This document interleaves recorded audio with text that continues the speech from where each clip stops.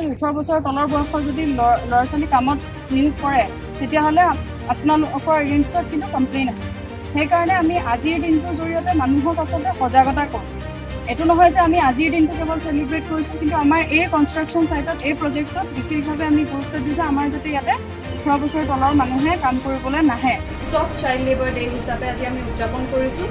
এই দিনটোত আমি ইয়াতে আমাৰ যিমানখিনি শ্ৰমিক আছে লগতে আমাৰ ষ্টাফসকলৰ মাজত আৰু ইয়াৰে ওচৰে পাজৰে থকা দোকান পোহাৰ আৰু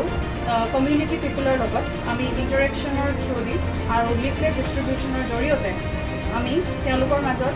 সজাগতা আগবঢ়াইছোঁ যে আমি কেতিয়াও শিশু শ্ৰমিক আমি কৰ্মত নিয়োজিত কৰিব নালাগে